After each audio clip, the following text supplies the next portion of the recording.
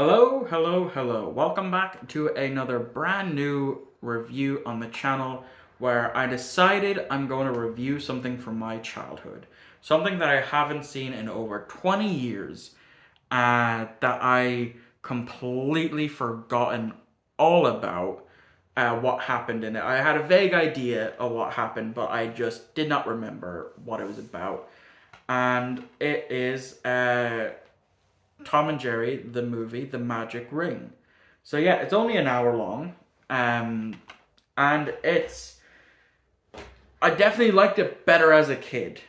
Watching it now as an adult, it still looks great. I mean, this movie came out in 2001, over 22 years ago, and it still looks phenomenal for my DVD copy anyway. The animation, I barely noticed any off frame. Like usually with some of these animated movies, you would notice a certain keyframe that doesn't look that good. That looks off model or something. Anime is very big with that, but with Tom and Jerry and the Magic Ring, I never noticed any of that.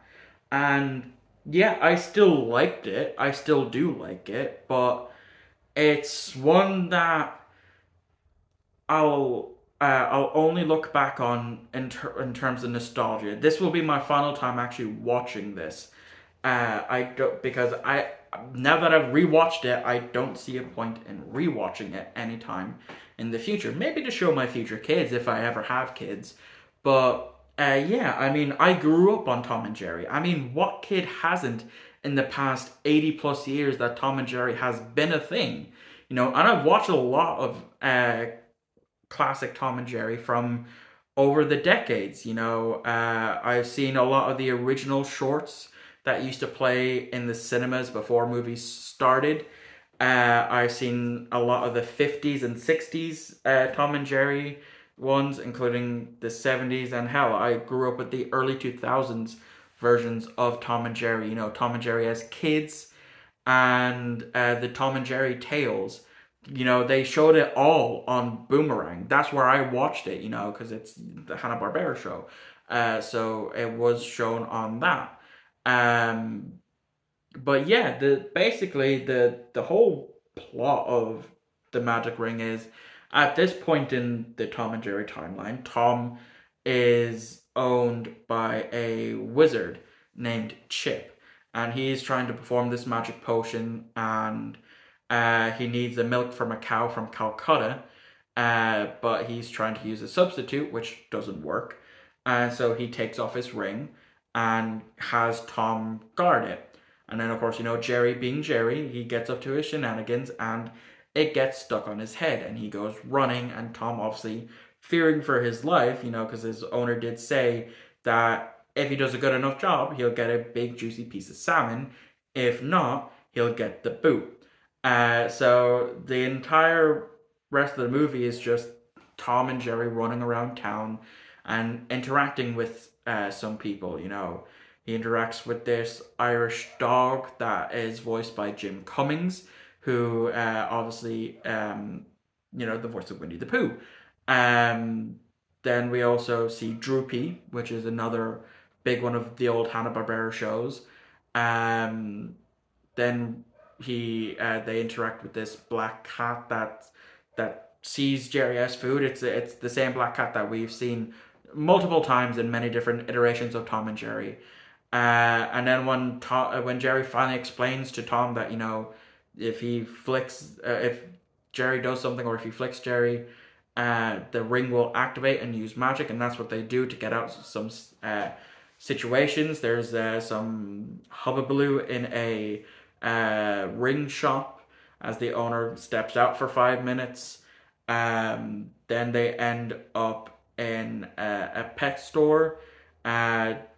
Tom gets put into a crate with Spike the dog and his son, who's always been a favorite character of mine. I've always loved Spike, and Spike Jr., I believe his name is. And then, of course, Jerry gets put into this cage with three other mice that we've seen again throughout the entire history of Tom and Jerry. And then, of course, Jerry gets taken by this kid who apparently does not treat his animals well, because it's not the first time he's had a mouse, meaning that he's probably killed a few. And then it's just them running around trying to escape from them all, and they end up back. The ring gets removed, and Tom gets the boot because it gets stuck on Tom's finger. And then that's how it ends. So yeah, it, like I said, I loved it a lot as a kid. Like when I was growing up, I would always say my two favorite Tom and Jerry movies was the original 1992 Tom and Jerry movie, which I haven't seen in, again, 2 decades. But I know I love it. Even now, I'm sure if I was to rewatch it, I would still say that it is the best Tom and Jerry movie out there. And Tom and Jerry and the Magic Ring. I'm glad that I've given it another chance, because I also learned of who voices Chip in this movie, because as I was listening to his voice, I was like, hang on a minute, he sounds familiar. Let me look him up. And I was right, he was familiar, the voice actor, because I recognized him from two different projects. Two projects that I loved as a kid.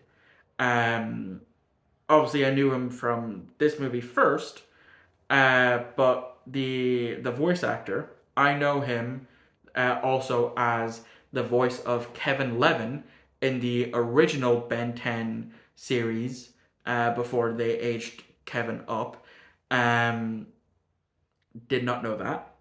But he, one of his more notable roles prior to being in this movie, he played a doctor, Dr. Jesse Travis, on Diagnosis Murder, who was one of my absolute favorite characters from Diagnosis Murder. Because again, that's another show that I grew up on as a kid, because it was one of my mother's favorite shows, and I watched it with her, and that's how I have this massive love for Dick Van Dyke, but also for this actor who, because of his role as Jesse Travis in that show. So yeah, it's one that I'm glad, this is a movie I'm glad I've rewatched, but as I said, I don't need to rewatch it ever again. So I'm probably not going to hold on to it in my collection, you know. It's just that I did look up to see if it has a Blu-ray, and it doesn't. There's not many Tom and Jerry movies that have Blu-ray releases. There are a good few, yeah.